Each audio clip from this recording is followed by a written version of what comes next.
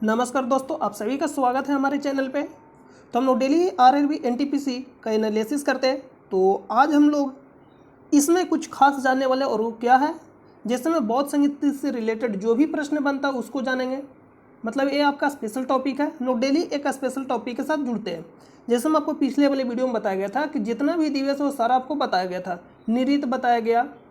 और आज हम लोग जो जाने, जैसे में आपका हो गया राष्ट्रीय उद्यान यानी नेशनल पार्क, और जो बौद्ध संगीत से रिलेटेड जो प्रश्न पूछता है उसके बारे में जानेंगे। और अगर आप चैनल पे नए हैं तो चैनल को सब्सक्राइब अभी नहीं करना, आप शुरू से अंत तक यानी शुरू से लास्ट तक वीडियो को देखिए। अगर वीडियो आपको अच्छा लगता है तो चैनल को सब्सक्राइब करिए और बेल आइकन को प्रेस कर दीजिएगा। और ये आप विश्वास मानिए, आपको 100% क्वालिटी दिया जाता है। ऐसा नहीं कि आपको सिर्फ नवाड है तो नवाड के बारे में बता दिया जाएगा, जो पूछ रहा प्रश्न में वही, ऐसा नहीं होता। नवाड है तो इसका कहने के मतलब इसका स्थापना बताया जाएगा, जो भी इससे रिलेटेड प्रश्न बनता है आपको सारा बताया जाएगा। तो आपको क्या करना है कि सबसे पहले आप चैनल पर नए हैं तो सबसे पहले आप वीडियो को देखिए शुरू से लास्ट तक। और ये विश्वास मानिए एकदम आप कहिएगा कि मज़ा आ गया सर। क्यों? क्योंकि ऐसा इसमें क्वालिटी ही रहता है। तो आप देखिए, खुद ही आपको ये मालूम चल जाएगा। तो आप लास्ट तक वीडियो में बने रहिएगा। तो चलिए हम लोग शुरू करते हैं। तो आज का जो प्रश्न है, और अगर आपको इसका पीडीएफ चाहिए तो आप टेलीग्राम चैनल से ज्वाइन हो जाइएगा, जिसका लिंक आपको वीडियो के डिस्क्रिप्शन में मिल जाएगा। वहाँ आपको इसका पीडीएफ दे दिया जाता है। यहाँ सिर्फ आपको क्या करना रहता है, आराम से सुनना रहता है। जो भी आपको हम यहाँ बताते हैं उसका पीडीएफ आपको टेलीग्राम चैनल पे दे दिया जाता है। तो आपको टेंशन नहीं लेना, आराम से आप यहाँ सुनिएगा और टेलीग्राम चैनल से ज्वाइन हो जाइएगा, जिसका लिंक आपको वीडियो के डिस्क्रिप्शन में मिल जाएगा। वहाँ से आप बिल्कुल आराम से उतार लीजिएगा। तो आइए हम लोग सीधा शुरू करते हैं। तो आज का जो पहला प्रश्न, नीचे दिए गए विकल्पों में से नवाड का सही पूर्ण रूप क्या है? और अगर आप शुरू से वीडियो देख रहे हो तो आप विश्वास में, इसमें से आप अधिकतर प्रश्न आप कर लिए। क्यों? क्योंकि रिपीट होते रहता प्रश्न। तो नवाड का इसमें फुल फॉर्म पूछा, तो शायद हम आपको बताया था नवाड के बारे में कि स्थापना उसका कब हुआ था। तो नवाड का फुल फॉर्म पूछा, तो जो नवाड का जो फुल फॉर्म होता है, national bank for agriculture and rural development. तो इसका जो राइट आंसर होगा ऑप्शन नंबर बी। अब आए नवाड के बारे में क्या क्या प्रश्न पूछ सकता। तो इसका प्रश्न पूछता कि मुख्यालय कहाँ है। तो इसका मुख्यालय कहाँ स्थित है? मुंबई में। मुंबई में इसका मुख्यालय हो जाएगा।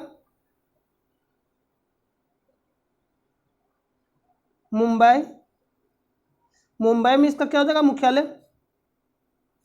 और अगर पूछेगा स्थापना, तो 12 जुलाई 1982 इसका स्थापना कब हुआ था? 12 जुलाई 1982। हेडक्वार्टर कहाँ है? मुंबई में। तो और इसका फुल फॉर्म क्या होता है? National bank for agriculture and rural development. यानी एग्रीकल्चर को इसको बढ़ावा देना है, मतलब जो भी रिलेटेड कृषि से संबंधित है उससे यह रिलेटेड है। तो अगला प्रश्न पे चलते हैं। तो आप याद रखिए कि इसका स्थापना कब हुआ और इसका हेड क्वार्टर का, और फुल फॉर्म पूछेगा। इतना पूछ सकता है। और ये किससे रिलेटेड है? तो ये आपका हो जाएगा कृषि से रिलेटेड है। अगला प्रश्न,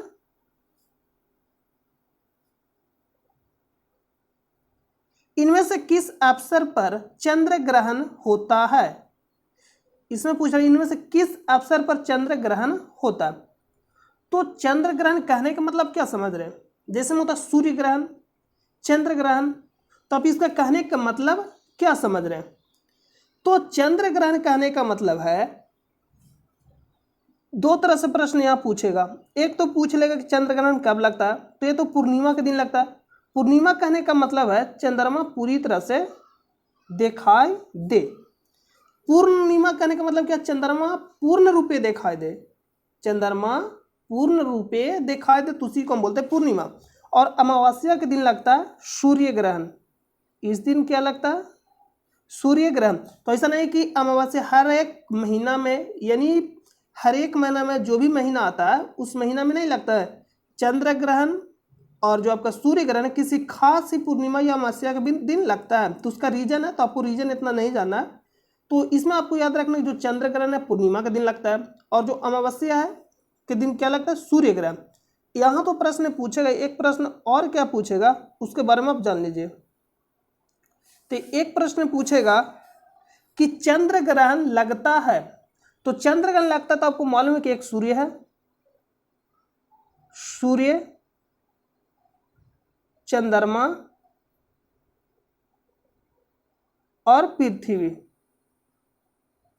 सूर्य, चंद्रमा और पृथ्वी, यही तीनों के बीच क्या होता रहता है, इधर से उधर करते रहता। तो अगर पूछेगा चंद्र ग्रहण, तो चंद्र ग्रहण कहने का मतलब जो भी ग्रहण बोलेगा वो बीच में नहीं आता है, जो ग्रहण बोलेगा वो बीच में नहीं आएगा। जैसे मैं बोलेगा सूर्य ग्रहण, तो यानी कहने का मतलब सूर्य बीच में नहीं होगा। तीन ही को, एक सूर्य, एक चंद्रमा, एक पृथ्वी है। तो कब लगेगा चंद्र ग्रहण? तो चंद्र ग्रहण कब लगेगा? जब सूर्य बीच में नहीं। देखिए आपको कंडीशन बता रहे, सूर्य कभी भी बीच में नहीं आता, सूर्य है जो कभी भी बीच में नहीं आता, सूर्य जो कभी भी बीच में नहीं आता, और चंद्रमा है कब बीच में आएगा? तो इसका कंडीशन है कि जो ग्रहण लगेगा वो बीच में नहीं आता। अगर मान लीजिए चंद्र ग्रहण लगा तो चंद्रमा बीच में नहीं आएगा, तो बीच में कौन आएगा? तो एक हो जाएगा सूर्य, सूर्य, पृथ्वी, और एक हो जाएगा चंद्रमा। तो जब चंद्र ग्रहण लगेगा तो बीच में कौन होगा? पृथ्वी। तो बोलेंगे सूर्य और चंद्रमा के बीच में जब पृथ्वी आ जाएगा तो क्या लगेगा? चंद्र ग्रहण। फिर से ध्यान दीजिएगा, जब सूर्य और चंद्रमा के बीच पृथ्वी आ जाएगा तो क्या लगेगा? चंद्र ग्रहण, चंद्र ग्रहण।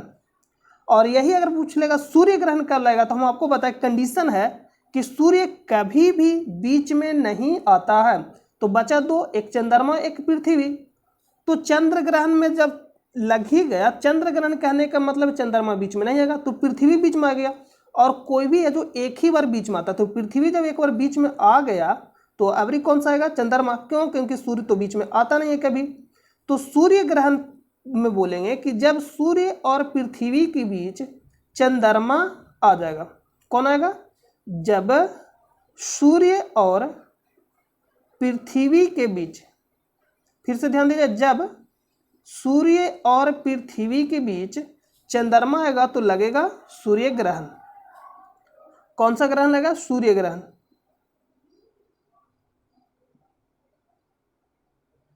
सूर्य ग्रहण। तो ये प्रश्न पूछेगा सूर्य ग्रहण कब लगता है? अमावस्या के दिन, अमावस्या के दिन। और चंद्र ग्रहण पूर्णिमा के दिन लगता है, पूर्णिमा। और ये जो लगता है अमावस्या के दिन, अमावस्या के दिन। तो उतना आपको याद रखना।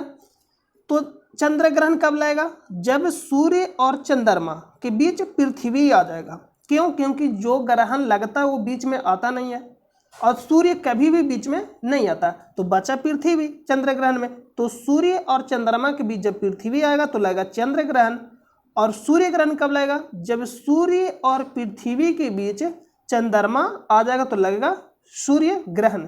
क्यों? क्योंकि सूर्य ग्रहण में सूर्य तो बीच में कभी भी नहीं आता, और चंद्र ग्रहण में क्या? चंद्रमा बीच में नहीं आता, सूर्य कभी भी बीच में नहीं आता। ये आपको याद रखना, सूर्य कभी भी बीच में नहीं आता, और जो भी ग्रहण लगेगा वो बीच में नहीं आता। तो चंद्र ग्रहण लगता तो चंद्रमा बीच में नहीं था, तो पृथ्वी ऑलरेडी एक बार भाग ले चुका होता, यानी बीच में आ जाता। तो अब की बार जो है पृथ्वी नहीं आएगा, तो कौन सा आएगा? चंद्रमा। तो सूर्य ग्रहण में सूर्य और पृथ्वी के बीच कौन आता है? चंद्रमा। तो पूछ लेता। तो इसका जो राइट आंसर होगा ऑप्शन नंबर ए। क्या हो जाएगा? ऑप्शन नंबर ए, कि चंद्र ग्रहण कब होगा? पूर्णिमा के दिन, यानी चंद्रमा पूर्ण रूप में दिखाई देता है तो उसको पूर्णिमा क्या कहलाता है? यानी चंद्रमा पूर्ण रूप में दिखाई दे। अमावस्या कहने का मतलब चंद्रमा पूर्ण रूप में दिखाई न दे। तो आप यहाँ भी कंडीशन देख सकते हैं कि आपका हो जाएगा चंद्रमा पूर्ण रूप में नहीं दिखाई दे। चंद्रमा पूर्ण रूप में कब नहीं दिखा देता? अमावस्या के दिन, अमावस्या के दिन। क्यों? क्योंकि जैसे में यहाँ से सूर्य के लाइट पड़ रहा है, एक मान लीजिए कि ये मान लीजिए कि चंद्रमा है और यहाँ सूर्य की इधर से लाइट पड़ रहा है, ये समझ लीजिए क्या?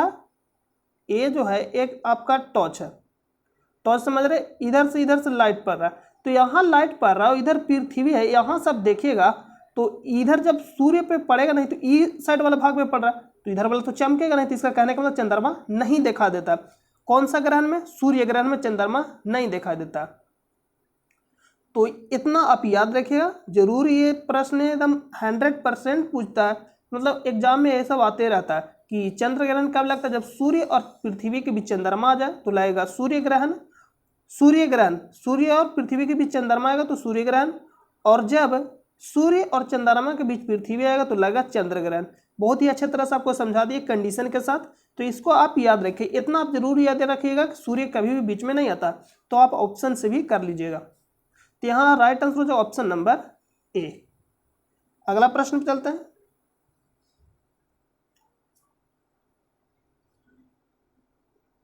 उस विकल्प का चयन करें जिसका तीसरे पद के साथ वही संबंध है जो दूसरे पद का पहले पद से है।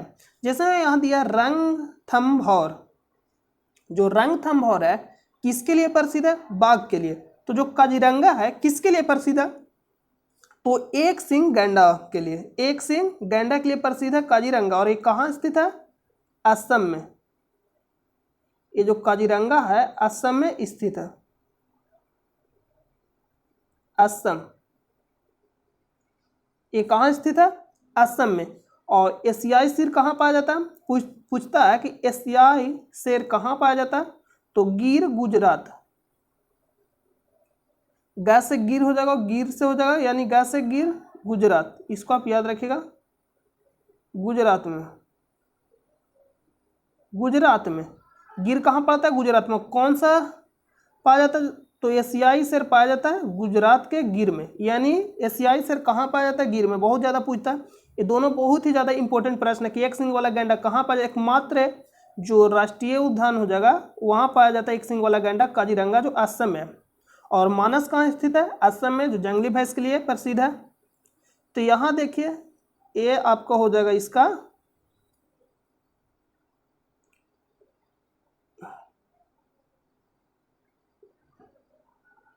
देखिए, अगर पूछेगा कंचनजंगा नेशनल पार्क कहाँ स्थित है तो आपको मालूम है कंचनजंगा कहाँ स्थित है? सिक्किम में। सिक्किम में कंचनजंगा। यही पूछ लेगा काजीरंगा, तो काजीरंगा नेशनल पार्क कहाँ स्थित है? काजीरंगा नेशनल पार्क अभी तुरंत बताया कि असम में स्थित है। एक सिंह गैंडा के लिए प्रसिद्ध है।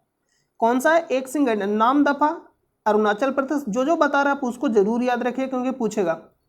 काबुल लमजाओ, काबुल लमजाओ मणिपुर। काबुल लमजाओ कहाँ स्थित है? मणिपुर। तो इसको आप याद रखिएगा, जो इंपॉर्टेंट हम उसको बता रहे हैं। यहां पूछेगा पेंच। एक प्रश्न यहां याद रखिएगा, पेंच कहाँ स्थित है? तो गुजरात में। ये जो आप देख रहे हैं पेंच कहाँ स्थित है? गुजरात में। ये जो आप देख रहे हैं पेंच गुजरात में, इसको आप याद रखिएगा, ये भी इंपॉर्टेंट है। और एक बांधवगढ़, ये भी कहाँ हो जाएगा? मध्य प्रदेश। पेंच भी मध्य प्रदेश, शायद गुजरात अभी बोल दिए थे तो मध्य प्रदेश याद रखिएगा। पेंच हो गया, बांधवगढ़, सब सभी कहाँ स्थित है? मध्य प्रदेश। संजय गांधी नेशनल पार्क ये आपका हो जाएगा महाराष्ट्र में स्थित है। और देखिए गिर, गिर कहाँ स्थित है? गुजरात में। गिर कहाँ स्थित है? गुजरात में। इसको याद रखना है।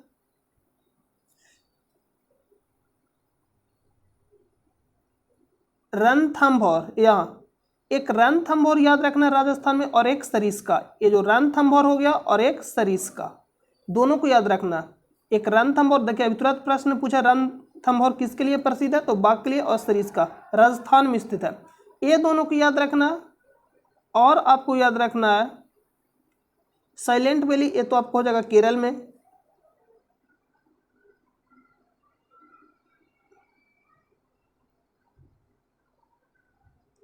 तो यहां से आपको इतना याद रखना, जो आपको हम गोल घेरा लगाए ऊपर में, हाँ, Corbett, Jim Corbett national park, इसको भी याद रखना है। कहाँ स्थित है? तो उत्तराखंड।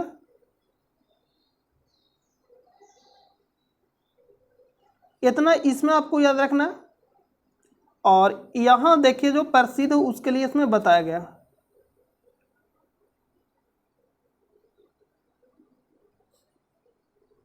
यहाँ तो अब देख लो गिर गुजरात में स्थित है और किस लिए प्रसिद्ध है, तो एशियाई शेरों के लिए। पेंच कहाँ स्थित है, मध्य प्रदेश में। बांधवगढ़ मध्य प्रदेश में।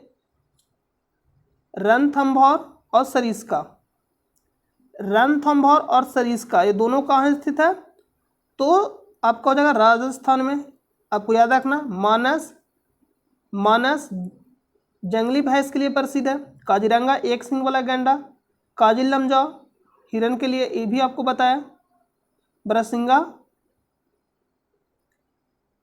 और इसमें याद रखना पेरियार हाथी के लिए प्रसिद्ध है और कहाँ स्थित है, केरल और तमिलनाडु दोनों के आसपास में ही पड़ता है।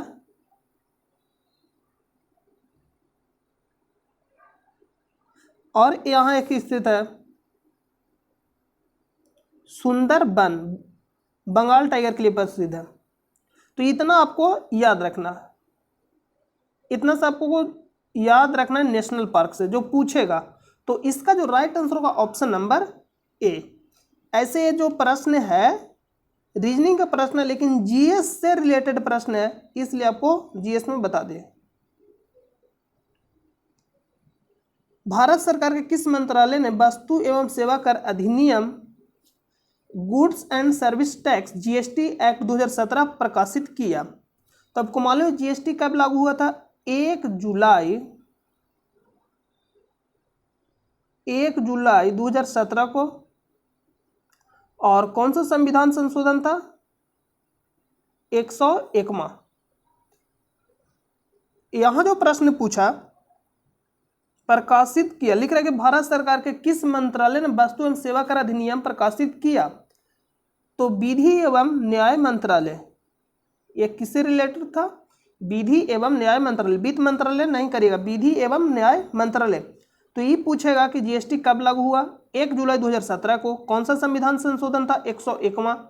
और किस अधिनियम, और प्रकाशित कौन क्या था मंत्रालय, तो विधि एवं न्याय मंत्रालय। इसका फुल फॉर्म क्या था, गुड्स एंड सर्विस टैक्स।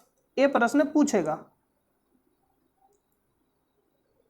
अगला जो प्रश्न है इंपॉर्टेंट है, भारत की पहली नियोजित मानव अंतरिक्ष उड़ान का नाम क्या, गगनयान। और ये कब तक जाएगा अंतरिक्ष में, तो ऐसे लक्ष्य था 2022 तक, लेकिन हाल ही के जो खबर आ रहा है कि दिसंबर 2021 तक भेजा जाएगा। दिसंबर 2021 तक भेजा जाएगा। और कितने मानव जाएंगे, 3। कितने मानव जाएंगे, 3, 7 दिनों के लिए। कितने दिनों के लिए, तो 7 दिनों के लिए। कितने दिनों के लिए, 7 दिनों के लिए। और एक कौन सा यान के द्वारा भेजा जाएगा, GSLV-MK3। GSLV-MK3 के द्वारा इसको लॉन्च किया जाएगा। कौन सा यान के द्वारा GSLV-MK3 के द्वारा इसको भेजा जाएगा। और कितने मानव जाएंगे, 3। और कौन सा मिशन है, गगनयान। और हम आपको बताए थे इससे रिलेटेड कि जैसे में चंद्रयान 1 कब लॉन्च हुआ था, जो चंद्रयान 1 था कब लॉन्च किया गया था, तो बहुत और बता दिया गया। हम आपको बार बार बताते हैं जिससे क्या होगा कि याद रहेगा, रिवीजन होते रहेगा। मेरा उद्देश्य है कि आपको याद रहना चाहिए। चंद्रयान 1 2008 में 22 अक्टूबर 2008 को भेजा गया था। कब, 22 अक्टूबर 2008 को। यही पूछ लेगा चंद्रयान सेकेंड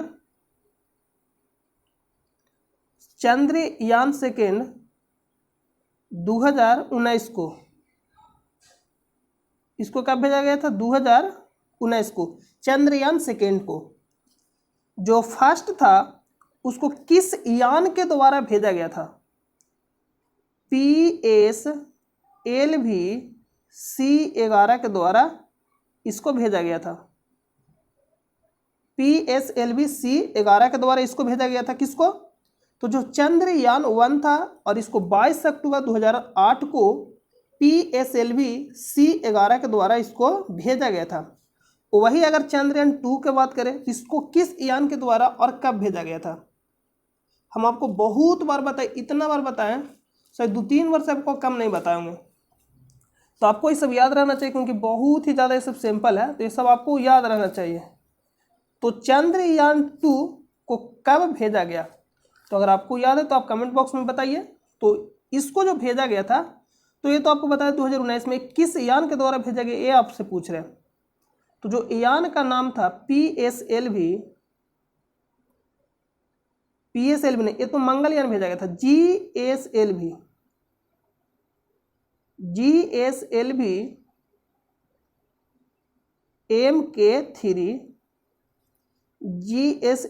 MK3 के द्वारा इसको भेजा गया था।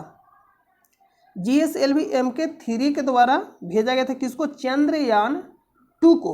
इसको कब भेजा? तो 22 जुलाई 2019 को, और इसको 22 अक्टूबर 2008 को किस यान के द्वारा? PSLV C11 के द्वारा भेजा गया था।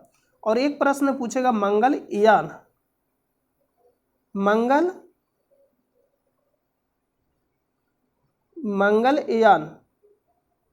तो मंगलयान को कब भेजा गया? 2013 में। किस यान के द्वारा भेजा गया? तो PSLV C25 यानी C25 के द्वारा इसको भेजा गया। तो आप इतना याद रखें कि चंद्रयान कब गया, चंद्रयान 2 कब गया, मंगलयान कब गया, ये सब पूछेगा प्रश्न। तो इसका आंसर होगा ऑप्शन नंबर डी। अगला प्रश्न पे चलते हैं।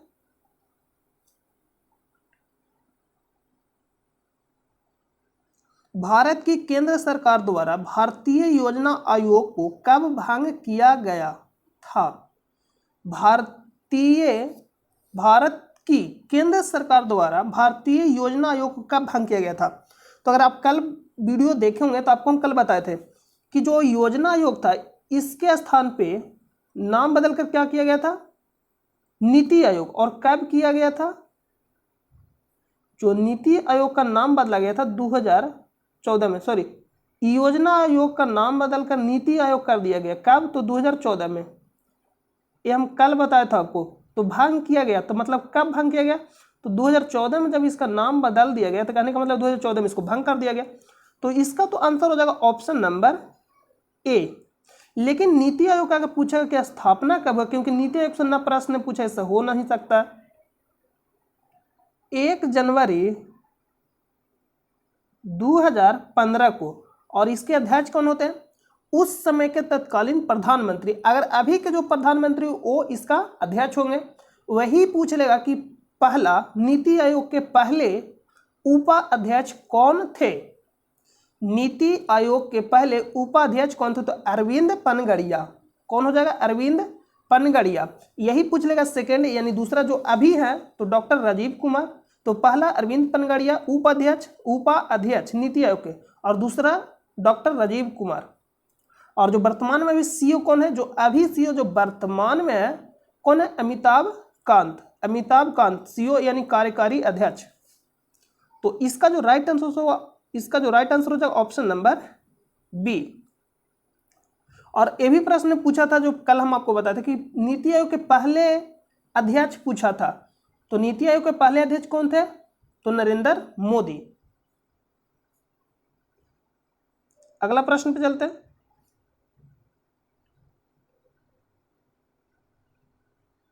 अक्टूबर 2020 तक प्राप्त जानकारी के अनुसार इनमें से कौन सबसे कम आयु के नोबेल पुरस्कार विजेता है? तो मलाला यूसुफजय। और ये कहाँ के हैं? पाकिस्तान के। तो मलाला यूसुफजय। और कितना वर्ष के उम्र में मिला? तो 17। शांति का नोबेल पुरस्कार 17 वर्ष। और कब मिला था? तो 2014 में। और कौन सा पुरस्कार मिला था? शांति का नोबेल पुरस्कार। और कब मिला था? 2014 में। और कितना उम्र में मिला था? तो 17 वर्ष के, मात्र 17 वर्ष की थी। कितना वर्ष के? 17 वर्ष की। और कौन सा पुरस्कार मिला? शांति का नोबेल पुरस्कार 2014 में, 17 वर्ष। और दुनिया के सबसे कम उम्र के मलाला यूसुफजई। तो इसका राइट आंसर हो जाए ऑप्शन नंबर डी। अगला प्रश्न पे चलते हैं। यही अगर आपसे पूछ लेगा कि मान ली ये तो था जो सबसे कम उम्र का, सबसे अधिक उम्र के पूछेगा तो आर्थर आस्किन कितना वर्षों में मिला? तो 98 वर्ष। मात्र उम्र कितना हो रहा था? 98 वर्ष। और कब मिला था? 2018 में। सबसे अधिक उम्र के आर्थर आस्किन। अगला प्रश्न पे चलते हैं।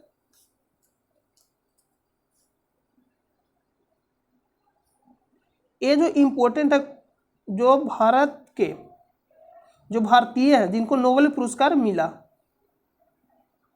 तो सबसे पहले किनको नोबेल पुरस्कार मिला था? रविंद्रनाथ टैगोर। रविंद्रनाथ टैगोर को मिला था सबसे पहले नोबेल पुरस्कार। और कब? 1913 में। यह भी प्रश्न पूछा था कि प्रथम एशियाई व्यक्ति जिनको नोबेल पुरस्कार दिया गया, रविंद्रनाथ टैगोर, और साहित्य के क्षेत्र में दिया गया था 1913 में। और 1930 में सीवी रमन को दिया गया फिजिक्स के क्षेत्र में। और 1968 में डॉक्टर हरगोविंद खुराना को नोबेल पुरस्कार दिया गया था चिकित्सा के क्षेत्र में। 1968 में हरगोविंद खुराना को। और मदर टेरेसा को कब दिया गया था? तो 1979 में शांति के क्षेत्र में। 1993 में सुब्रमण्यम चंद्रशेखर 1983 में दिया गया था फिजिक्स के क्षेत्र में। और 1998 में अमर्त्य सेन जी को दिया गया था इकोनॉमिक्स के क्षेत्र में। और 2009 में वेंकट रमन रामकृष्णन को केमिस्ट्री के क्षेत्र में दिया गया था 2009 में। और अमर्त्य सेन को ये आप याद रखिएगा 1998 में, ये इंपॉर्टेंट है। और एक आपको याद रखना मदर टेरेसा। ऐसे तो आप सभी याद रखिएगा, तो सभी तो इंपॉर्टेंट है, लेकिन जो आपको बता रहा हूँ जरूर याद रखिएगा।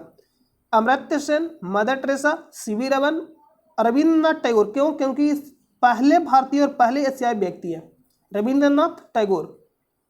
और कैलाश सत्यार्थी को कब दिया गया था? 2014 में शांति के क्षेत्र में दिया गया था। और इसी समय मलाला यूसुफजई को भी दिया गया था। तो अगला प्रश्न पे चलते हैं।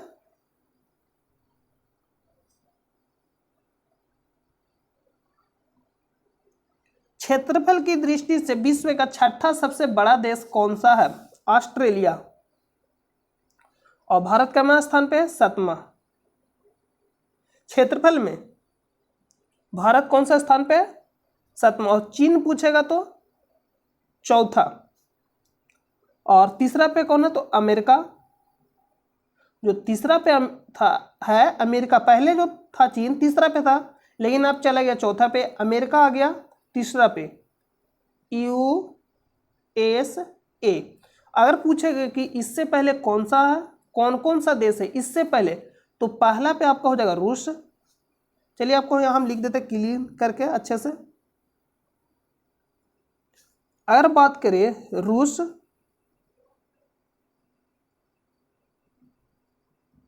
रूस पहला पे, उसके बाद कनाडा,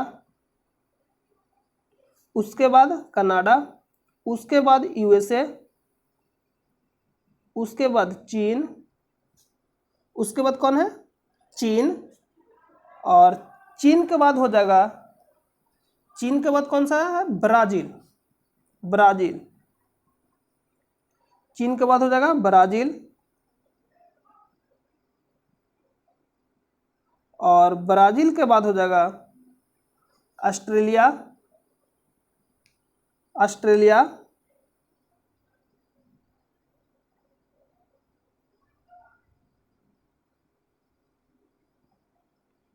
ऑस्ट्रेलिया के बाद अपना भारत। तो क्षेत्रफल की दृष्टि से सबसे बड़ा जो देश है रूस है, उसके बाद कनाडा, उसके बाद अमेरिका, उसके बाद चीन, उसके बाद ब्राजील, उसके बाद ऑस्ट्रेलिया और उसके बाद भारत। भारत 7वां नंबर पे है। तो इसका जो राइट आंसर होगा ऑप्शन नंबर बी भारत 7वां स्थान पे, चीन चौथा पे, और ब्राजील कौन सा स्थान पे है? 5वां। अगला प्रश्न पे चलते हैं।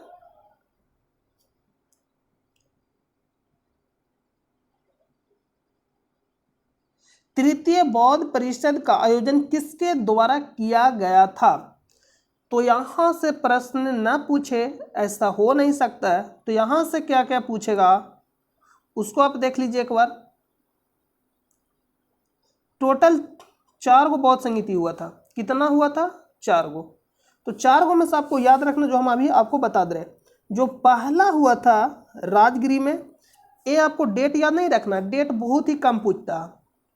जो डेट है वो बहुत ही कम पूछता है, क्योंकि डेट कौन उतना याद रखेगा। बस डेट नहीं पूछेगा, पूछेगा कहाँ हुआ ये पूछेगा, और उसका शासक कौन था और अध्यक्ष। तो ये हुआ था 483 ईसा पूर्व में, राजगिरी के सप्तपर्णी नामक गुफा में हुआ था पहला बौद्ध संगीति। जो पहला बौद्ध संगीति था कहाँ हुआ था? राजगिरी में। राजगिरी बोलिए, ये राजगृह बोलिए, ग्रह लिख दिया गया, इसको गृह कर लीजिएगा, राजगिरी सप्तपर्णी गुफा में। और शासक कौन था? तो अजातशत्रु। शासक कौन था? अजातशत्रु। और उसका अध्यक्ष कौन किया था? तो महाकश्यप। तो ये आप याद रखें, एक याद रखिएगा राजगिरी, एक अजातशत्रु, एक महाकश्यप। पूछेगा अध्यक्ष, शासक अजातशत्रु, अध्यक्ष पूछेगा तो महाकश्यप। और कहाँ हुआ था? राजगिरी सप्तपर्णी नामक गुफा में। किसके शासक काल में? तो अजातशत्रु के। और अध्यक्ष कौन था? महाकश्यप। ये पहला बौद्ध संगीति था, तो ये आपको याद रखना है। यही पूछ लेगा दूसरा, तो वैशाली हुआ था, किसके शासन काल में हुआ था? कालाशोक। और अध्यक्ष कौन था? तो साबकमीर। तो अध्यक्ष इसमें बहुत ही कम पूछता है, दूसरा के पहला के जरूर पूछेगा, और ये जो चौथा ना, चौथा के बहुत ज़्यादा पूछता, पहला और चौथा। तो इसमें आपको याद रखना कि कहाँ हुआ था दूसरा बौद्ध संगीति? वैशाली। किसके शासनकाल में? कालाशोक। और जो तीसरा हुआ था पाटलिपुत्र, अशोक के शासनकाल में। किसके शासनकाल में? पाटलिपुत्र तीसरा बौद्ध संगीति अशोक के शासनकाल में। ये आप अध्यक्ष याद भी रख सकते हैं, लेकिन पहला और जो चौथा उसको आप जरूर याद रखिएगा। और जो उस समय का अध्यक्ष था मुगली पुत्र। जो चौथा है कहाँ हुआ था? कुंडल वन। और ये कहाँ पड़ता है? जम्मू कश्मीर।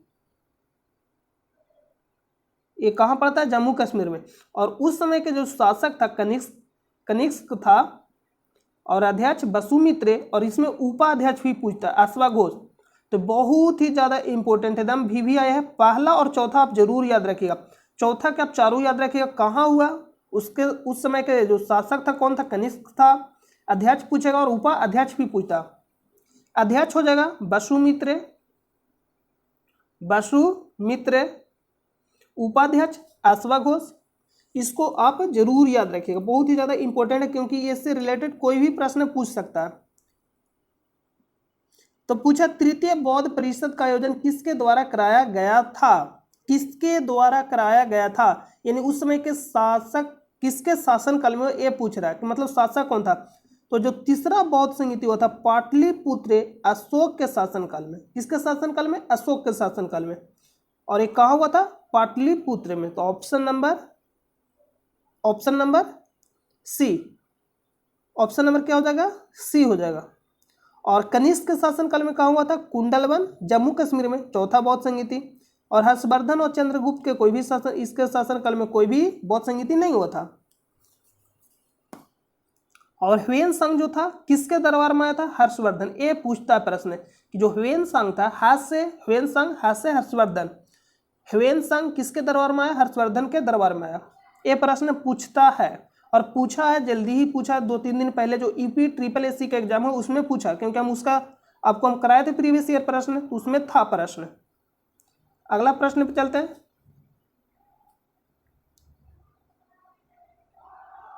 भारतीय वन अनुसंधान संस्थान कहाँ स्थित है? देहरादून। भारतीय जो वन अनुसंधान है कहाँ स्थित है? तो देहरादून में स्थित है। वही बात करें शिमला के, शिमला तो केंद्रीय आलू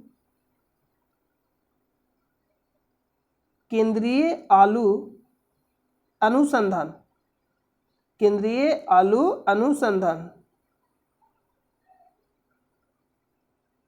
केंद्रीय आलू अनुसंधान, ये कहाँ स्थित है? केंद्रीय आलू अनुसंधान संस्थान लिख लीजिएगा, शिमला में स्थित है। और शिमला जो हिमाचल प्रदेश का ग्रीष्मकालीन राजधानी भी है और इसे पहाड़ों का रानी कहा जाता है, पहाड़ों का रानी। देखिए आपको वही बताया जाए तो जो आपसे पूछता है, पढ़ना तो बहुत ज़्यादा, पढ़ाई जिंदगी में कभी समाप्त नहीं होता। तो हम लोग के जो बनना है वो ज्ञानी नहीं बनना है, सिलेक्शन लेना। और सिलेक्शन लेने के लिए आपको 70 से 80% ही आपको कवर करना है, ज़्यादा कवर नहीं करना। नहीं तो आप ज़्यादा सोचिएगा कि एक भी हम प्रश्न नहीं छोड़ेंगे, तो एक भी प्रश्न नहीं छोड़ने के चक्कर में आप सभी प्रश्नों को छोड़ दीजिएगा। क्यों? क्योंकि जो ईजी रहेगा उसको भी आप छोड़ दीजिएगा। तो इसलिए आपको 70 से 80% भी अगर आप अच्छा से कवर कर लेते हो तो एग्जाम क्वालिफाई कर जाइएगा। अभी भी आप एनटीपीसी का देखिए, जो इसमें रिजल्ट आया एनटीपीसी का, मैक्सिमम अगर 60 प्लस है, यानी 70 के नीचे ही रहेगा, 65 के नीचे ही रहेगा इसका जो आपका हो जाएगा कट ऑफ। तो बस आपको 70 से 80% अगर आप लाते तो बहुत ही सेफ स्कोर है आपका, एकदम सेफ जोन में है। तो आपका ज़्यादा कुछ करने की जरूरत इसमें नहीं है, आपको वही पढ़ना है जो 40% हो गया इजी वाला आपको कवर कर लेना पूरा, और जो 40% है मॉडरेट वाला। जो 20% है, 20% हार्ड पूछता है तो उसमें से कुछ ना कुछ ऐसा ही है जो मिल ही जाएगा, तो वहाँ से भी कुछ कवर हो जाएगा। जो नहीं हो तो उसको नहीं होने देंगे, लेकिन कितना कवर करना है? एकदम 70 से 80 कंप्लीट आपका रहना चाहिए। तो इसका जो राइट आंसर होगा ऑप्शन नंबर बी। यही पूछ लेगा कि चावल अनुसंधान कहाँ स्थित है, तो कटक में स्थित है। चावल अनुसंधान कटक में। अगला प्रश्न पे चलते हैं। तो जो भी इंपॉर्टेंट अनुसंधान है उसको भी हम आपको एक बार लान के करा देंगे, सारा मतलब टॉपिक वाइज टॉपिक कराते जाएंगे, जिससे क्या होगा कंप्लीट होते जाएगा। और रिवीजन भी आपको कराते हैं, शुरू में आप देखिएगा कि रिवीजन में आपको लगाया जाता है, तो आप रिवीजन भी आप कर लीजिएगा। शुरू से अगर आप वीडियो देखते हैं तो आपका रिवीजन भी हो जाएगा। यदि कोई विलयन नीले रंग के लिटमस पेपर को लाल रंग में बदल देता, प्रश्न कि यदि कोई विलयन नीले रंग के लिटमस पेपर को लाल रंग में बदल देता है तो इसका विलयन का पीएच मान क्या होगा? इसका सिंपल कहने का मतलब है नीले रंग को लाल में बदलता तो कौन बदलेगा? दो ही होता है, एक आम्ल और एक क्षार, आम्ल और एक क्षार। तो आपको कल हम रिवीजन में लगाया था कि आम्ल और क्षार के बारे में। आम्ल और क्षार, तो जो आम्ल है क्या करता है?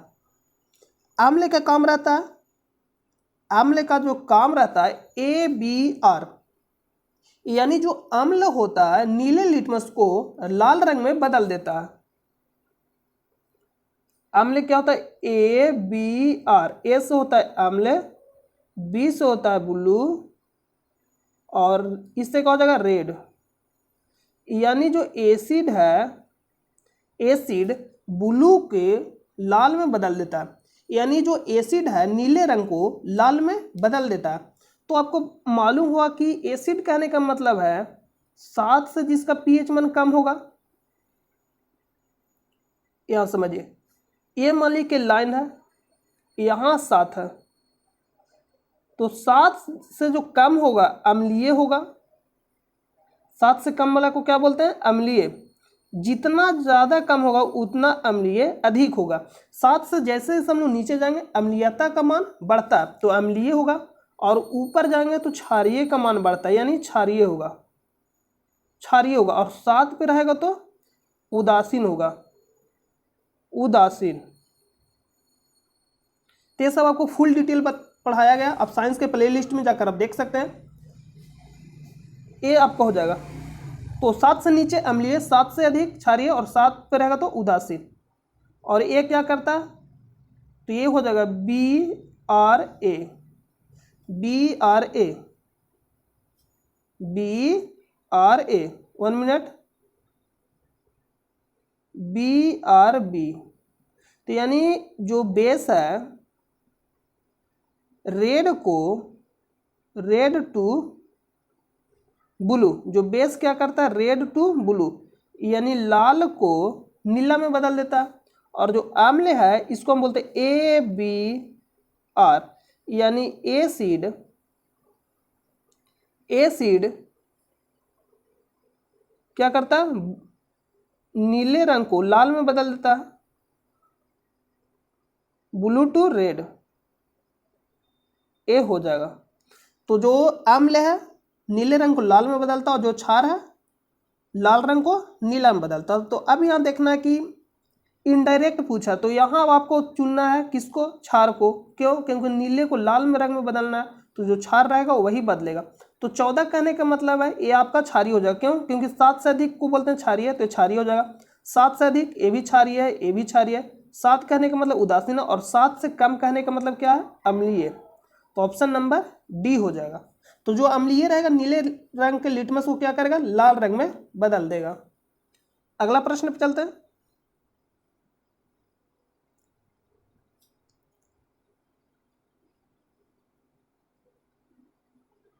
निम्नलिखित में से कौन सा एक तत्व नहीं है? तो आप सिलिका नहीं सुनेंगे, सिलिकॉन सुनेंगे। जो सिलिकॉन है जो तत्व, लेकिन सिलिका तत्व नहीं है। तो ये तो सिंपल है, आपको पीरियोडिक टेबल याद रहना चाहिए, हो जाएगा। तो हम आपको बहुत ही, अगर आप साइंस रेगुलर पढ़ रहे होंगे तो आपको कहीं भी दिक्कत नहीं होगा। क्योंकि आप ऐसे भी देख सकते हैं, प्ले लिस्ट में अगर आप जाइएगा तो साइंस बहुत ज़्यादा पढ़ाया गया, तो आप वहाँ से जाकर आप साइंस कवर कर सकते हैं। तो जर्मेनियम, ग्रेफाइट, ये सब सभी क्या तत्व है।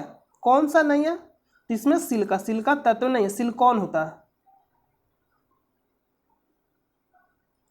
तो लिख रहे गंगा एक्शन प्लान का मुख्य उद्देश्य क्या? तो इसलिए इंपॉर्टेंट हो जाता है क्योंकि पहला नदी परियोजना था। पहला ये क्या था? ये जो था पहला नदी परियोजना, यानी पहला फर्स्ट नदी कार्य योजना था गंगा एक्शन प्लान। और इसको कब लागू किया गया था? 1985 में। इसलिए ये इंपॉर्टेंट हो जाता है। क्यों? क्योंकि फर्स्ट था।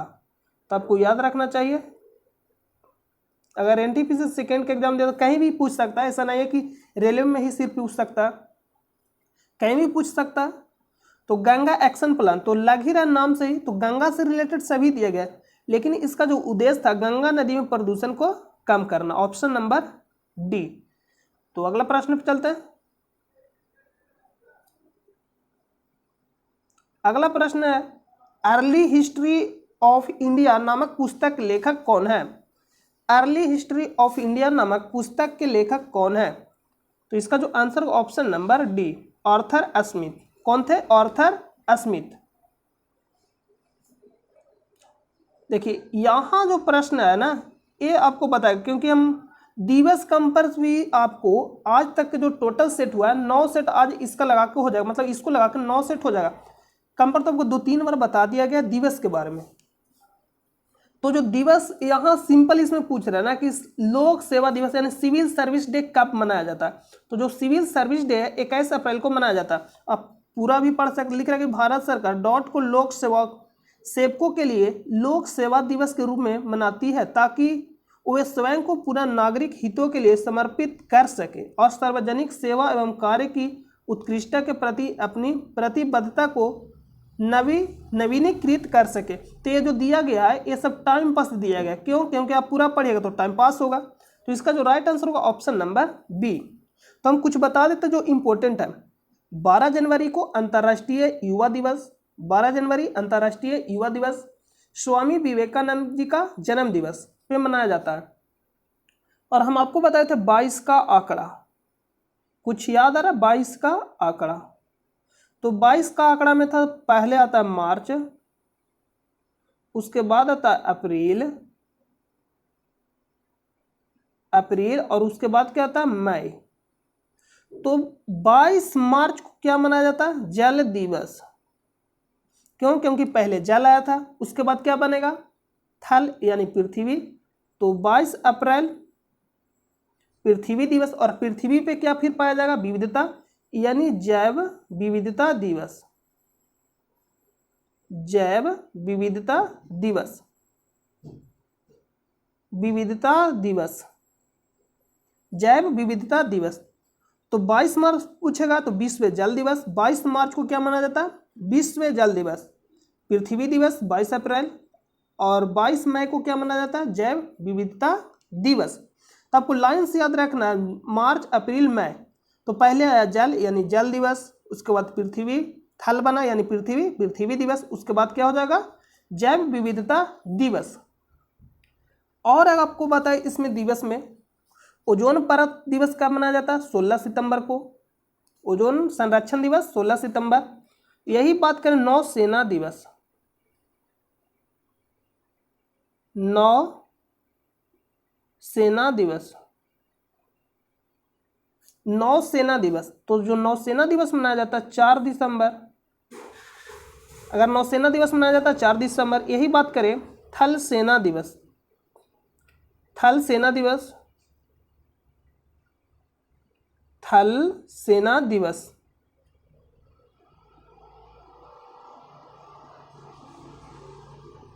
थल सेना दिवस, तो थल सेना दिवस 15 जनवरी। थल सेना दिवस कब मनाया जाता है? 15 जनवरी। अगर आपसे पूछ लेगा वायुसेना दिवस, वायुसेना दिवस, तो जो वायुसेना दिवस मनाया जाता है वो 8 अक्टूबर। थल सेना, अगर पूछेगा थल सेना दिवस यानी 15 जनवरी, वायुसेना दिवस 8 अक्टूबर और नौसेना दिवस 4 दिसंबर। और ओजोन संरक्षण दिवस 16 सितंबर, ओजोन संरक्षण दिवस 16 सितंबर। अगर पूछेगा राष्ट्रीय हिंदी दिवस, हिंदी दिवस कब मनाया जाता है? तो जो हिंदी दिवस मनाया जाता है 14 सितंबर को मनाया जाता है। इंजीनियर डे यानी जुगाड़ू डे 15 सितंबर। और यही पूछे विश्व हिंदी दिवस तो 10 जनवरी। इसको आप याद रखिएगा।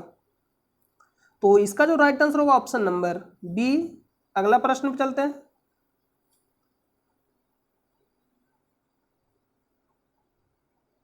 अगला प्रश्न है निम्नलिखित में से कौन अलीपुर बम कांड में शामिल था? तो Arvind, option number Shri Arvind Ghosh, option number B हो जाएगा। और कब हुआ था? 1908 में। सम्राट और अरविंद घोष के बीच ये हुआ था, और भी शामिल थे लेकिन मेन रूप से Arvind Ghosh, option number B. Ram Prasad Bismil, तो ये किसमें शामिल थे? काकोरी डकैती, काकोरी कांड। और ये कब हुआ था? 1925 में। काकोरी डकैती कब हुआ था? 1925 में। और भगत सिंह, चंद्रशेखर आजाद, इस सबको फांसी कब दिया गया था? तो जो भगत सिंह को फांसी दिया गया था, लेकिन चंद्रशेखर जो आजाद थे खुद को गोली मार लिए थे। खुद को अल्फ्रेड नोबेल पार्क जो इलाहाबाद में है वहां क्या कर लिए थे? गोली मार लिए थे खुद को, चंद्रशेखर जी आजाद। तो इसको आप याद रखिएगा। और असेंबली बम कांड से संबंधित है भगत सिंह। कौन? भगत सिंह। इसका राइट आंसर होगा ऑप्शन नंबर बी। अगला प्रश्न है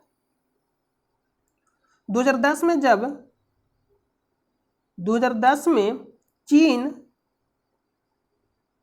उपग्रह रोधी हथियार, लिख रहा है कि जब 2010 में जब चीन उपग्रह रोधी हथियार प्रणाली से संपन्न, लिख रहा उत्पन्न नहीं, संपन्न तीसरा देश बना, उस समय कौन से 2 देश दुनिया में शीर्ष स्थान पे थे? इसका मतलब है कि इसका कहने का मतलब सिंपल है कि चीन से पहले 2 कौन से देश थे जो क्या थे? उपग्रह रोधी हथियार प्रणाली से संपन्न थे। और तीसरा देश कौन बना 2010 में? चीन। और इससे पहले 2 देश कौन थे? तो यूएसए और रूस। ऑप्शन नंबर ए, यूएसए और रूस, यानी अमेरिका और रूस। तो ऑप्शन नंबर ए राइट हो जाएगा। अगला प्रश्न पे चलते हैं। तो ये तो रीजनिंग का प्रश्न है। उस विकल्प का चयन करें जिसमें दिए गए शब्दों के बीच वही संबंध जो दिए गए शब्द समूह के शब्दों के बीच है। बैग यानी चमड़ा, तो जो बैग बना रहा था वो किससे बना होता है? चमड़ा का बना होता है। तो वही यहाँ पूछ रहा है पानी पीना, तो पानी पीना, तो ये बना पूछ रहा है यानी बना से रिलेटेड है। जो बैग है चमड़ा से बना है, तो ऐसा ही आपको खोजना। सूटकेस यात्रा, तो सूटकेस है तो यात्रा से बना होता है? नहीं। मोबाइल नेटवर्क से बना होता है? नहीं। तो जो इसका जो आंसर होगा ऑप्शन नंबर बी। जो प्लास्टिक होता है किससे बना होता है? पॉलीमर से बना होता है। जो प्लास्टिक होता है किससे बना होता है? पॉलीमर से। Option number B. अगला प्रश्न पे चलते हैं। निम्नलिखित विकल्पों में से उस यूजर इंटरफेस एलिमेंट की पहचान करें जो एक छोटे टिमटिमाते हुए प्रतीक या एक तीर के रूप में डेस्कटॉप पर मौजूद होता है। डेस्कटॉप आप समझते हैं? अरे जो हम लोग कंप्यूटर चलाते हैं तो हम लोग जैसे मोबाइल को खोलना रहता है तो एक बीटा वर्जन होता है एक डेस्कटॉप में। तो डेस्कटॉप में मतलब हो गया, तो जो डेस्कटॉप में हम लोग उसको खोलते हैं। तो इसका कहने का मतलब है कि टिमटिमाते हुए प्रतीक या एक तीर के रूप में डेस्कटॉप पर मौजूद होता है। जो कंप्यूटर हम लोग चलाते हैं जो माउस से, तो अब देखिए तीर का साइन दिखाई देता है, तो उसको हम लोग क्या बोलते हैं? तो जो कंप्यूटर चलाते हैं उनको मालूम है, उसको हम बोलते हैं कर्सर। जो साइन जो बताता है, जो आप देखिए एरो या हाथ के साइन टाइप का रहता है, उसी को हम क्या बोलते हैं? कर्सर। देखिए ये इसी को क्या बोलते हैं? कर्सर। यही आपका क्या हो जाएगा? यही है कर्सर। तो यहाँ प्रश्न वही पूछ रहा कि यूजर इंटरफेस एलिमेंट की पहचान करें जो एक छोटी टिमटिमाती हुई प्रतीक या एक तीर के रूप में डेस्कटॉप पे मौजूद होता है, उसे क्या कहते हैं? इसको हम लोग क्या बोलते हैं? कर्सर कहते हैं। तो ऑप्शन नंबर डी। तो जो कंप्यूटर चलाते हैं उनके लिए बहुत ही सिंपल प्रश्न है, ऐसे हम लोग कर्सर बोलते रहते हैं। इसको क्या बोलते हैं? कर्सर, जो साइन जो दिखाता है।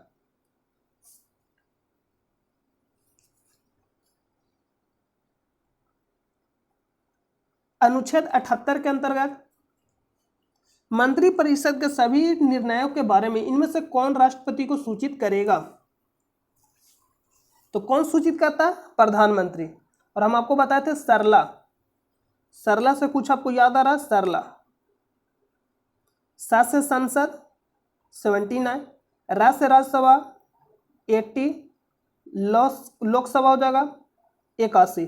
तो संसद किस में है? 79 में, राज्यसभा 80, लोकसभा 81। तो ये आर्टिकल पूछ लेता कि संसद किस आर्टिकल में है? तो 79 यानी 79, राज्यसभा 80 और लोकसभा 81। अब सरला से आप याद रख सकते हैं, सा से संसद, रा से राज्यसभा, लो से लोकसभा। इसका जो राइट आंसर होगा ऑप्शन नंबर बी। हाँ, लिख रहा सोनल मानसी के लिए प्रसिद्ध है। सोनल मानसी डॉट के लिए प्रसिद्ध है, यानी किस लिए प्रसिद्ध है? जो सोनल मानसी है, तो ये जो प्रसिद्ध है नृत्य के लिए प्रसिद्ध है। इसको आपको याद रखना पड़ेगा। तो कभी कभी ऐसा भी प्रश्न पूछ लेता जो नहीं पूछना चाहिए। दंत चिकित्सकों द्वारा रोगियों के दांतों के बड़े प्रतिबिंब देखने के लिए किस प्रकार के दर्पण का उपयोग किया जाता है? तो जो भी देखना होता है बड़ा, उसको हम लोग उपयोग करते हैं। कौन सा दर्पण? अवतल दर्पण। तो जो भी चिकित्सा में यूज किया जाता है वो अवतल दर्पण यूज किया जाता है। क्यों? क्योंकि जो अवतल दर्पण से बड़ा दिखाई देता है। तो जैसे हमको देखना दांत में, तो जो छोटा है तो दिखाई नहीं देगा इसे, तो हम लोग अवतल दर्पण से देखेंगे तो बड़ा दिखाई देगा, तो क्या हो जाएगा? दिख जाएगा। और उत्तल दर्पण साइड मिरर के रूप में, उत्तल दर्पण कहाँ प्रयोग किया जाता है? साइड मिरर के रूप में। जो गाड़ी में जो लगा होता है ऐनक, उसको हम लोग यूज करते हैं उत्तल दर्पण, उसी को बोलते हैं गाड़ी के साइड मिरर के रूप में। किस वर्ष में भारत के गवर्नर जनरल को वाइसराय की उपाधि दी गई? तो ये तो सिंपल प्रश्न है, ये तो आपको भी आना चाहिए। कब हो जाएगा? 1858। कब दिया गया था? 1858 में। कब दिया गया था? 1858 में। 1858 में वाइसराय की उपाधि। और प्रथम वाइसराय कौन थे भारत के? कैनिंग। कैनिंग प्रथम वाइसराय भारत के कौन थे? कैनिंग थे। और अंतिम, भारत के अंतिम गवर्नर जनरल कौन थे? तो आपके हो जाएंगे लॉर्ड डलहौजी। क्यों? क्योंकि जो लॉर्ड डलहौजी थे उसके बाद बने कैनिंग, और कैनिंग को ही बना गया भारत के प्रथम वाइसराय। सॉरी, तो भारत के जो प्रथम, देखिए जो भी प्रथम होता है ना वो अंतिम होता है। जो कैनिंग था बनाया गया प्रथम गवर्नर जनरल कहाँ का? भारत के। तो यानी कहने का मतलब है, क्या बोल दिए? भारत के प्रथम गवर्नर जनरल बोल दिए? नहीं, भारत के प्रथम वाइसराय बनाया गया कैनिंग। तो इससे पहले क्या थे? तो गवर्नर जनरल के पद पे थे। तो आपसे पूछेगा कि भारत के अंतिम गवर्नर जनरल, तो कैनिंग, और पूछेगा प्रथम वाइसराय, तो कैनिंग। ठीक है, याद रखिएगा। यही पूछ ले भारत के प्रथम गवर्नर जनरल, तो लॉर्ड विलियम बेटिंग 1833 के चार्टर एक्ट के द्वारा बनाए गए थे। तो इसका जो आंसर होगा ऑप्शन नंबर डी। इसका आंसर क्या हो जाएगा? Option number D. और 1905 बंगाल विभाजन याद आ रहा होगा। 1905 किससे रिलेटेड है? बंगाल विभाजन 1857 के क्रांति से रिलेटेड है। तो अगला प्रश्न पे चलते हैं।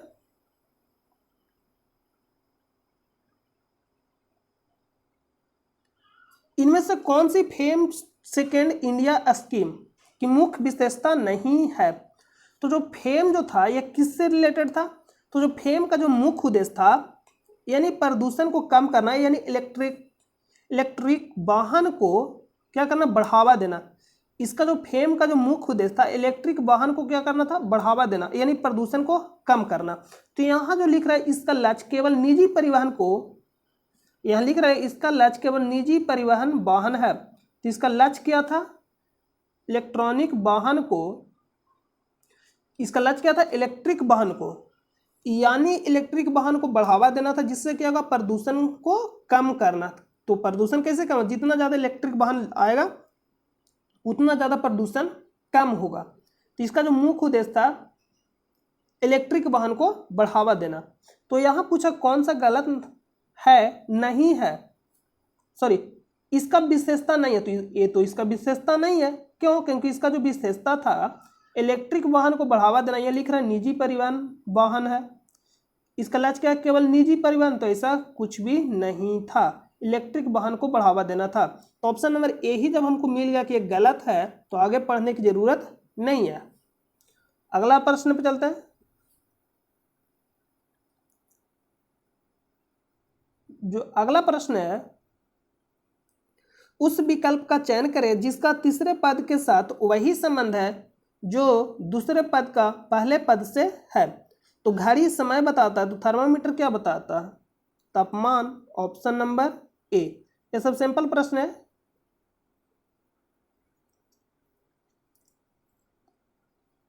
आरडीएक्स, आरडीएक्स क्या है, तो एक विस्फोटक है।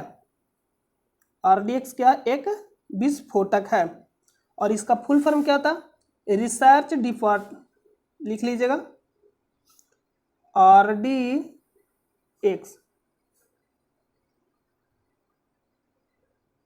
RDX research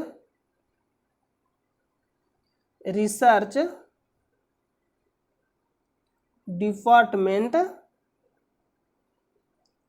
research department explosive, explosive. और एक और फुल फॉर्म दे देता है इसी में, रॉयल, दोनों का आप याद रखिएगा, कोई भी दे सकता है, रॉयल डिमोलिशन, डिमोलिशन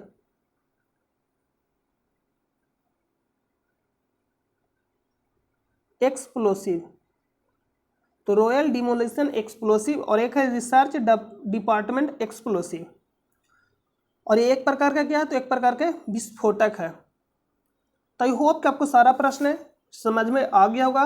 और कहीं भी देखिए आपको प्रॉब्लम होता है तो आप हमें कमेंट बॉक्स में बताइए, या तो आप टेलीग्राम चैनल से ज्वाइन हो जाइएगा, वहाँ भी आप हमें बता सकते हैं कमेंट बॉक्स में, यानी वहाँ भी आप मैसेज करके बता सकते हैं। और इसका अगर आपको PDF चाहिए तो आप टेलीग्राम चैनल से जुड़ जाइएगा, जिसका लिंक आपको वीडियो के डिस्क्रिप्शन में मिल जाएगा। अगर आपको वीडियो अच्छा लगता है तो आप हमारे चैनल को सब्सक्राइब करिए और अपने दोस्तों पास शेयर करिए। तो आई होप कि आपको सारा समझ में आ गया होगा। तो हम मिलते हैं नेक्स्ट वीडियो में, जब तक के लिए अपना ख्याल रखिएगा। जय हिंद, जय भारत।